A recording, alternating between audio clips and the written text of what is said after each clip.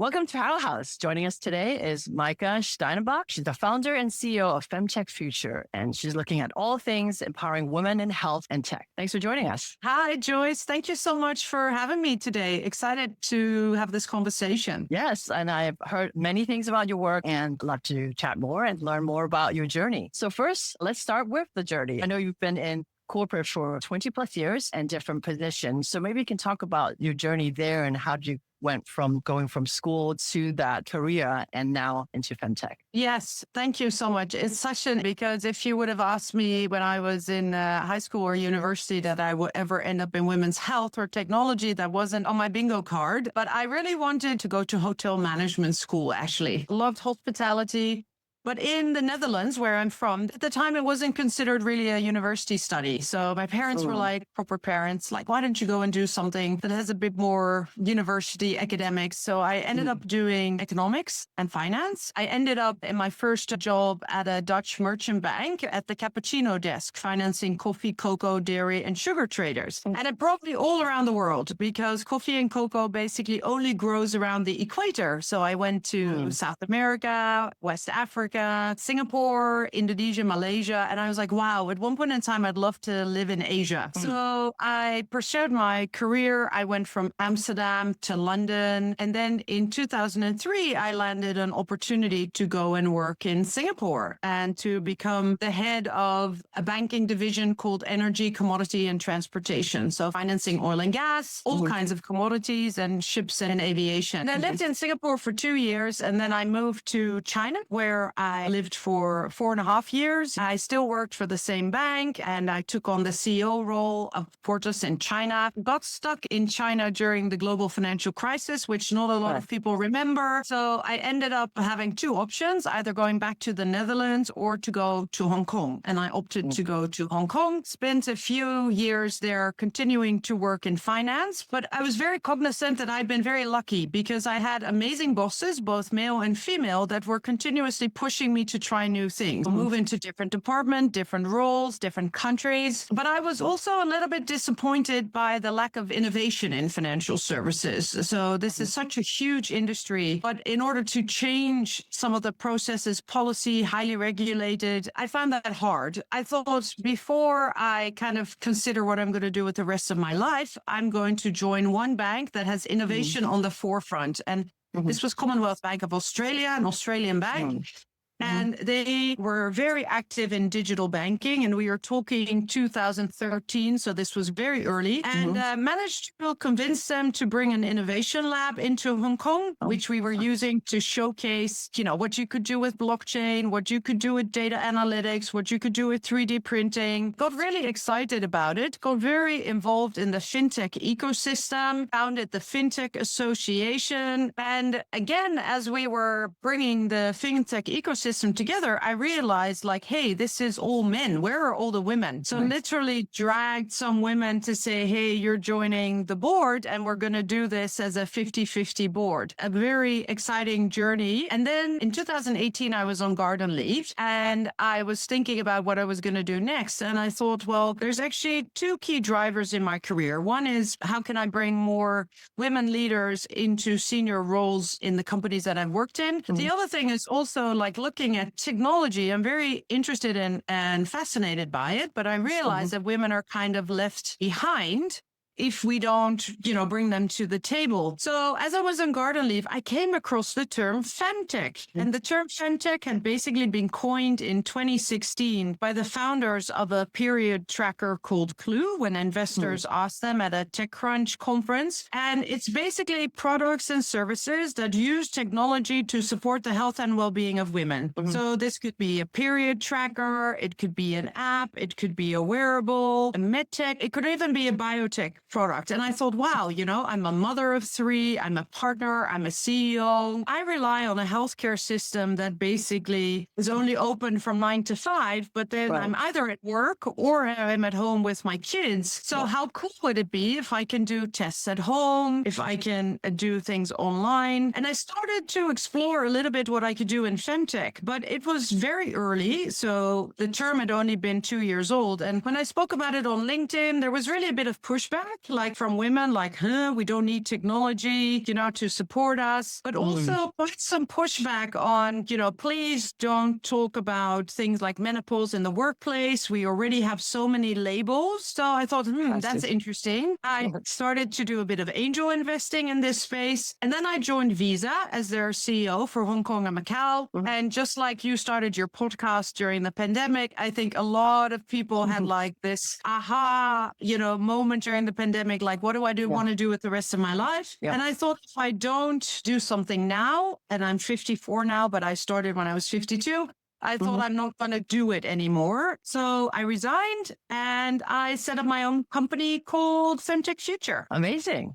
That's an amazing journey, and so much happened in between. And it sounds like from early on, you're already very much like wanting to improve the balance, right, of female and male representation. And I find it super interesting, as you mentioned, that sometimes you get a lot of pushback from female, because I guess a lot of people just don't want to rock the boat. That's kind of how it's conditioned, right? In a way, it's like, okay, let's not talk about it. But when one does bring it up, like there are so many examples around. So I think it is just a matter of like, oh, okay, actually, there are female having the same issues, and let's just talk about it. So how did you go about like setting up the Fem Tech Future and also leaving a career of 20 plus years? How did that feel? Like, what is that process? Yeah. So I think it was a process of a few years. So as I mentioned, it's not like overnight you kind of say, hey, I'm going to throw a big career behind and start a completely new one. So I started to think about femtech more in women's health in 2018. I started to look up things online. I started to follow different companies. And my initial thought was, I'm going to set up a femtech company. I thought I'm going to set up like a platform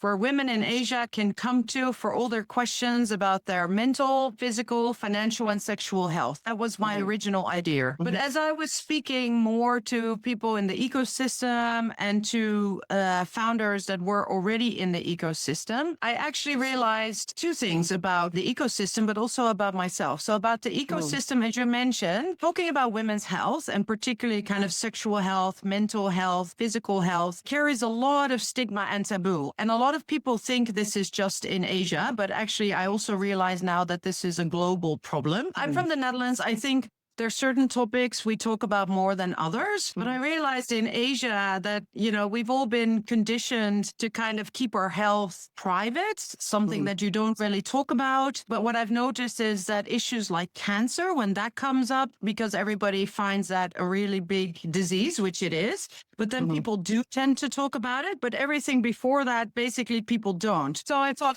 that's interesting, because to your point, the moment we start talking about it, people find that they're not alone, that the issues are way more common, that there's actually help, that there's support. But the first problem is, how do we get people to talk about it? Secondly, I also realized that the startups that were in this space were really, really struggling to get traction, because on the one hand, women don't know enough about their own bodies just because we're not educated about it, right? Somebody gives you a pad when you start your period. And then if you're lucky, you have a little bit of sex education, but that's it, right? Everything else you have to find from Dr. Google. So they needed to educate women. They needed to educate investors, because a lot of investors found this area very niche, even though we are 52% of the population. But with the community being mainly male investors, they really, really struggle. And thirdly, it was also a lot of these founders started the companies because they identified a problem, either through their own health or with a friend. They are very good at kind of identifying the problem and the solution, but not at commercializing it. So I thought, well, instead of actually starting my own femtech company, actually two things that I'm really, really good at. I'm an amazing kind of communicator, and I have this gravitas because I built up 25 years of corporate credibility. So what if I use my corporate voice to advocate for the people in the ecosystem that are really trying to make the change? That was number one. And number two was also, I'm a super connector, because I've been in Asia for 25 years. So I know people from finance, from tech. So I thought, why don't I put my network to use again to support these companies? So I then decided that what I wanted to do was to create a company that is like a boutique advisory and consultancy for startups. So I can help them with their fundraising, with their growth strategy, or just be a sounding board. Like, how do I do this to connect them with others, but also to work with corporates, with insurers and governments to educate them around the benefits of taking care of women and how this is actually a massive commercial opportunity, not only if they take better care of women in the workplace or in cities or countries, but also if they develop products like insurance products that are more tailor-made towards women. Then I had that idea, okay, that is what I'm going to do. And then I kind of had to jump off the high board, because what I realized is that in the 5 years, I had kind of been walking up to the high board, coming up the stairs, and then slowly but surely moving to the end, going back, moving to the end, going back. And then I was just like, okay, I'm just going to have to jump and see where I end up. The first month was extremely daunting because, as you can imagine, basically had quite a nice paycheck coming in every month. And all of a sudden you look at your bank account and it's like zero. But in all fairness, it felt so good. It felt like after all these years of doing all these different things, working in all different kind of industries, different countries, it all led me on the path to women's health and femtech. So very grateful, I think, that I found my purpose and found what I want to do. And I figured out that if I would just go on this path, eventually, the money, the financial support for this would come. So that's kind of how the process went. That is an amazing journey, just kind of being able to test it out, see what the market's like. And I think what you mentioned, that's the hardest part, is actually seeing how to integrate your biggest strength and how that helps the process. Just like what you mentioned, you have the two biggest strengths is the communication, marketing. But sometimes it's very hard to find that, right? For some people to be like, oh, I'm kind of good at this, I'm good at that, maybe okay at that, but I'm really interested in this. So what do I do, right? So I think a lot of times that is also very hard in any field, but also starting your own business is like, you got so many things you have to do. There could be a few things you're good at, but maybe not best at. Is also a very tough part. It's just first, just get some clarity. But I really think that all the experiences that I had added something to my toolkit to kind of realize on where I was going. It's like you carry around a basket and every time you put some things in. So whether it's about a skill or whether it's about a community or whether it's part of an industry, it all adds up. When young people ask me, like, how do you do this? I'm like, listen, it's all trial and error. Wherever your interest is, read up about it, go do some volunteer work, try different roles. A lot of people stay in their job for way too long that even they don't like it. Take a chance, try something different, because it's the only way on which you're eventually going to end up where you need to be, right? Yes. So sure. And even if it's at a job, maybe different department, right? Like, you don't have to jump over the deep end and start a business. Maybe just try something different, still in corporate, but at least closer to what you're interested in and want to do. So throughout the process, what is the most challenging thing that you've overcome so far, and how do you adjust everything based on that? So what I probably had underestimated is how stigmatized and taboo women's health is. I realized that actually for the last 2 years, I spent a lot of time educating women. Why should women even be looking at women's health? Right. Then educating corporates, like, why is it so important that we talk about women's health in the workplace? Then, explaining to governments that, for every dollar you invest in women's health, you get $3 in GDP. So this is like an amazing opportunity to explain it to investors. Only 3% of VC funding goes to femtech companies. So it's tiny, tiny, tiny. So sometimes people ask me, like, what do you do all day? And I'm like, well, I actually feel like a dog walker, that I have like 12 different dogs and they all want to walk in a different direction. And how do I all get them to move forward? I find that super challenging. Every part in the industry is equally kind of uneducated. So it's really about bringing all of them forward. And that's also why we organized the conference last week, because we were like, doing this on your own, it's so hard to make a dent. We really need to create an ecosystem where more people want to drive this change. So that was number one. Number two was also getting people to pay for it. So you've been in Hong Kong for a long time. People are very used to doing stuff for free and getting stuff done for free. And in all fairness, when I was CEO at Visa or in any corporate role, I always did all my talks for free. I did everything for free. But as an entrepreneur, you have bills to pay, pay, you have people to pay. So getting people to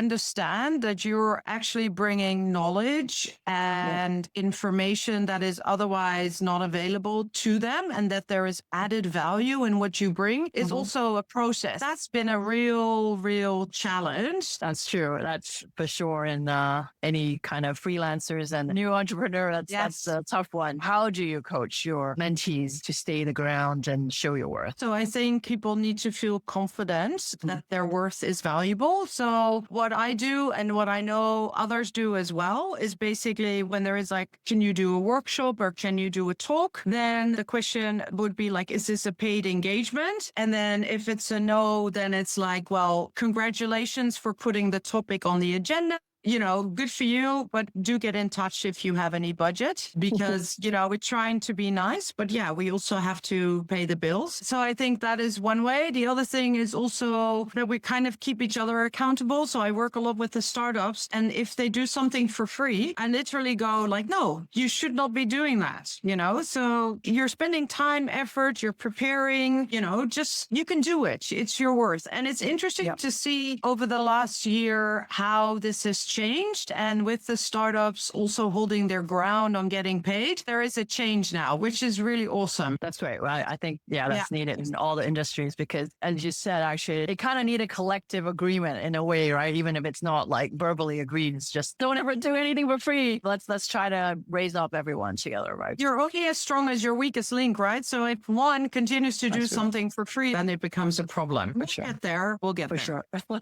You mentioned starting the conference. Can you speak more about that? And did you just start this year or you already started it last year? So I met Anke Griffiths, who is a founder of one of the health startups called OM Health Hub. She basically does health education. It's like the Netflix of health education, which corporates can bring into their workspace. I was helping her kind of with her growth strategy and building her business. And she has access to amazing global experts. And we were like, okay, so it's very hard for people to envision how good these experts are and kind of what benefits they get from this information. So in order to bring it to a wider public, we need to organize a summit. But you know, in Hong Kong, there's a lot of events and some of them are like free and some of them are like super expensive. But we were like, let's do a 2-day summit where we make it a high-end production in a sense, like there's not going to be a free event. We're going to bring in global experts and we will mix them with local experts. The goal is 2 things. On the one hand is to educate, and the second thing is to inspire people into action. So the first day was really focused on the blind spots in women's health. So typically when you talk about women's health or femtech, everybody thinks about reproductive health and maternal health. But we really wanted to take it to the next step. So the areas that not a lot of people talk about, but are actually incredibly important. One is brain health. Example, 2/3 of Alzheimer patients in the world are women. Right. But actually, about 40% of all brain conditions are preventable if we actually start earlier on looking at brain health. The other thing is heart health. Cardiovascular disease is the #1 killer of women. Globally. But nobody educates you about this. Nobody talks about the differences between a male and a female heart attack. Nobody talks about what you can do from a preventative perspective. Women are very much kind of dismissed when they go to a doctor. Of course, they're great doctors too, but quite often it's like, well, you know, this is very common or it's menopause. Must be related. Women do not feel heard. And that is a term, medical gaslighting. So we spoke about what we could do about that. And then health over silence is really around how we need to talk about sexual health, because we tend to talk about mental and physical health. But we now also know that our sexual health, so how we show up in relationships, how we're able to talk about our sexual experiences with our partners in relationships is super important for our mental health and physical health. But if we leave it out, then we have a problem. And then the other thing we spoke about was longevity for women. But a lot of the longevity protocol is all done for men, whilst women are actually becoming older and older and live longer. Why are we not talking about the specificities about longevity for women? So that was day one. But we also didn't want it to be like a pity party where, you know, we're all like, oh, women are so sad and women have it so hard. We really wanted to say, hey, well, here's the problem. But actually on day 2, we're going to talk about the solution. So either technology or how AI is helping, or what corporations are doing, what investors are doing, and what all these amazing founders are doing to kind of bring solutions to the health of women. So super inspiring, actually, beyond my expectation. Of course, you have an idea of what it's going to be like, but really the ahs and ahs and the truth bombs that were falling where people were going like, oh my God, we had no idea. So now hopefully we have 300 plus new change makers that are going to go back home or go back to work and are going to be like, hey, we need to start talking about this thing. So that was also part of the initiative when I was like, I can't do the educating all by myself. And Anka was also like, I can't do all this startup stuff with myself because just not going to go fast enough. So let's organize a big summit. Let's make it an annual event. And then we grow the awareness and the community of change makers together. Wow, that's so amazing. Totally. I mean, you just mentioned just even a few facts that didn't know, right? Like nobody talks about. But it's up there, and why is it not talked about? And also you mentioned like just general health, right? Cardiovascular. I mean, I'm just going through that with parents and my mom, and it's not really, you Google, you do your AI, it's a very general description and not specific. And there are different symptoms, different things, right? So it is jaw-dropping how like we're in the 2025 and it's still a lot of things that should be obvious, but not. So what are some of the things you feel like is the most practical steps for organizations? So for those out there in companies that want to make some change, what are some practical aspects they can start with? So what is interesting is just acknowledging that, kind of men and women are different. So just actually looking at what you have in place, both in terms of policies around maternity leave, paternity leave. It's a kind of mapping, what do we have and what do we have from an insurance coverage, and use the data that these organizations collect to say like, hey, does it actually match what women and men, by the way, actually need? Because if you think about it, if you think about the future, even though we're both women, you and I are very different. The medical industry, basically everything that we know is basically based on me, because all the research that was done in the last 30 years was done on white women.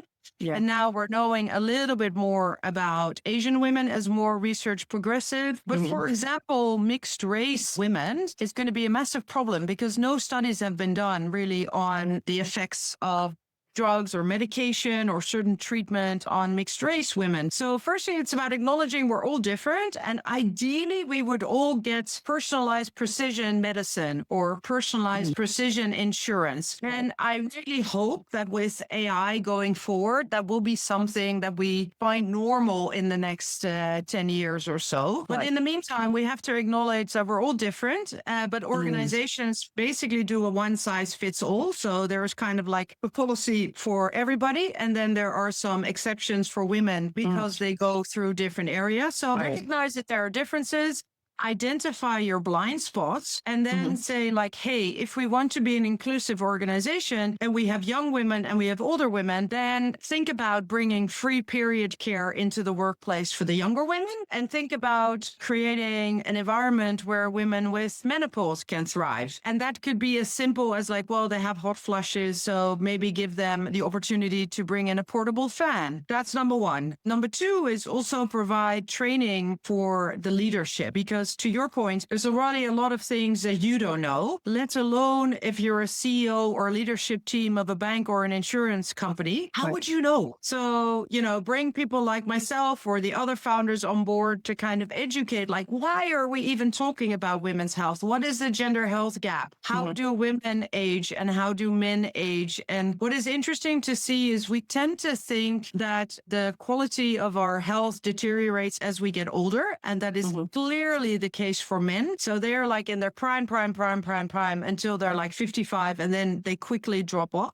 But for women, research now shows that we are actually in poorer health between the ages of, let's say, menstruation and menopause. And it's actually after menopause that we start to thrive again, theoretically, because we don't have to do anything about our reproductive health anymore. And we still have a bigger chance of Alzheimer's, and we still have a bit more cancers to deal with. But the quality of our life, we are in poorer health actually in all the time that we are in the workplace. So the place to solve for this is actually in the workplace. That's didn't think of that. So that is amazing. Actually, just like we've just been bearing with it, right?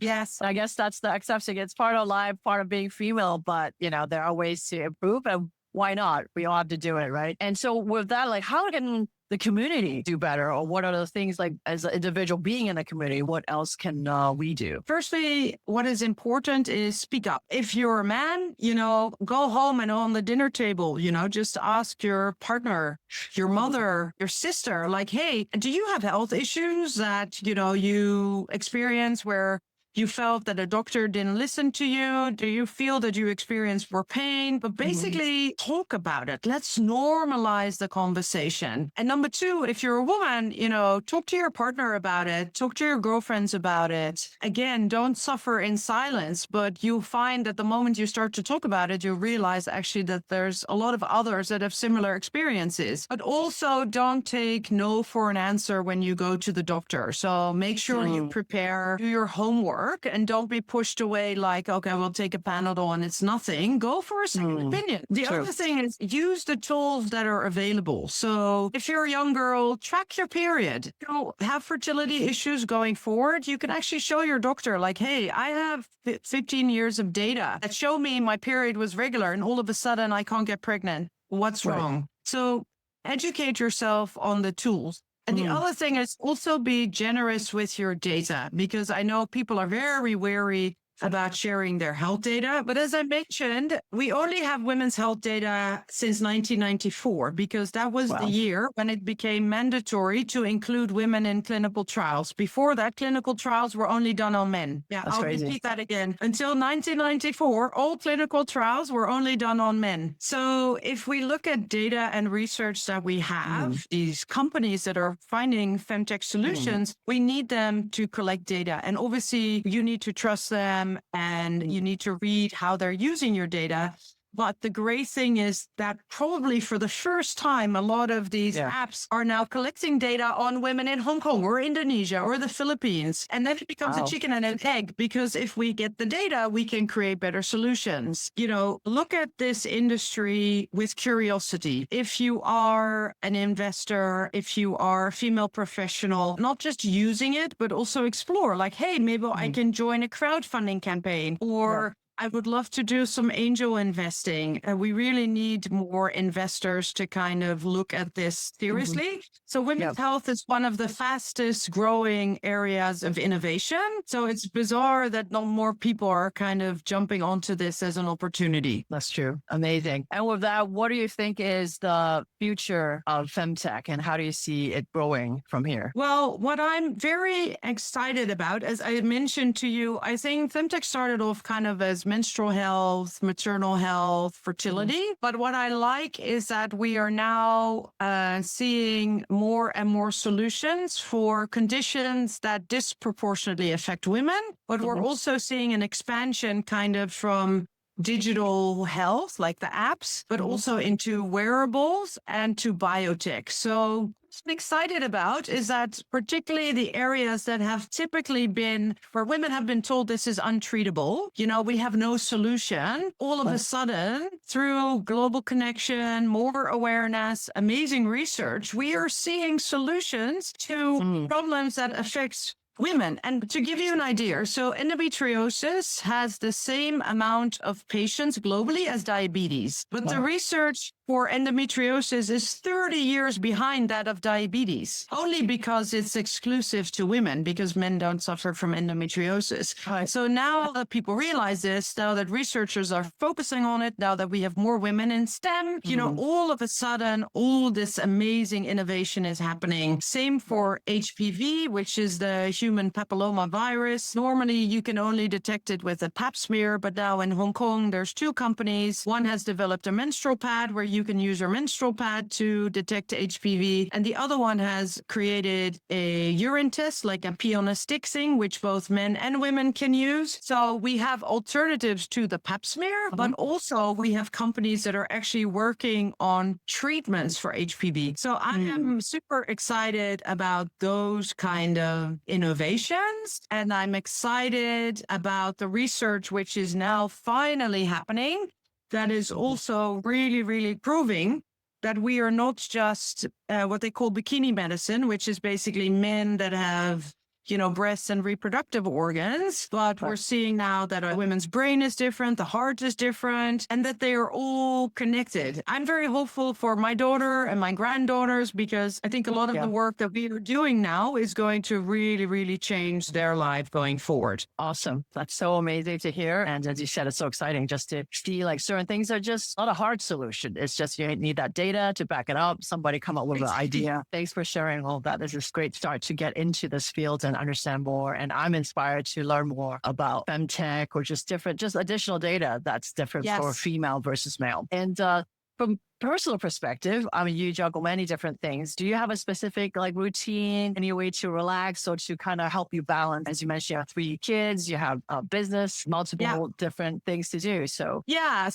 nobody had ever told me really about self-care. I think as women, we are so conditioned to care about others that we forget about ourselves. So for me, I really had to make a massive change and shift in my life. I started going to the gym. I started doing yoga. I basically changed my diet. I started using some of the apps to track, let's say, my health and well-being. Yeah, there's different ways on which I relax, but a lot of this is basically focused on a self-care routine that women desperately need. And instead of making this optional, it's now mandatory. So I'm very rigid about it and make sure that I make time for a lot of self-care these days. Right. That's good. You mentioned it earlier, but I do want to just ask this again. What personal qualities and traits you feel have played the most significant role in your success? So firstly, I'm quite an extrovert, but I just love people. So you cannot make me happier than just giving me the opportunity to connect people. So I really, really enjoy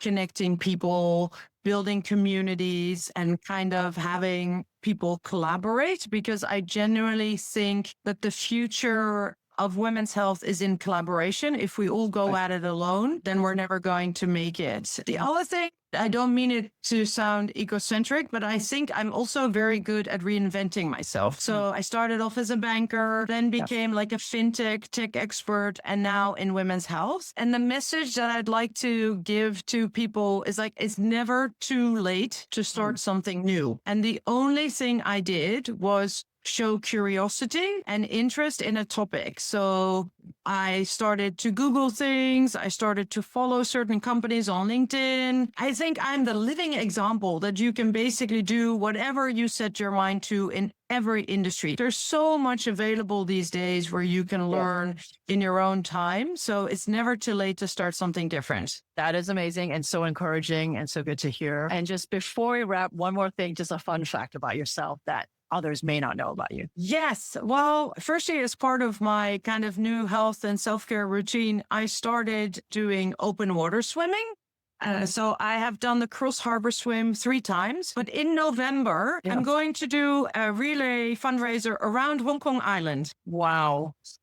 Yes. What's the distance for that? It's 45 kilometers, and we are in a team of 6. We start at 2 a.m. and then we go through the harbor and then all the way around, and hopefully end the next day 2 or 3 p.m. And we swim half an hour each. Still allowed. And I don't think anybody knows about that because I haven't told anybody yet that I'm participating. But yes, that's going to happen in November. Awesome. Wow. That's amazing. Yes. And that's very brave. Congratulations. And love to. I'll keep you posted. I don't know. Yeah. Let me know if there's a way to kind of witness that or see that and like live. Sounds good. Thank you so much. Thank you so much for having me today. It was a real pleasure. Look forward to staying in touch. Hopefully see more people join our health summit in the future, but I'll keep you posted. Yeah, sounds good. Thank you. I'd love to join or just kind of help spread the word and all that.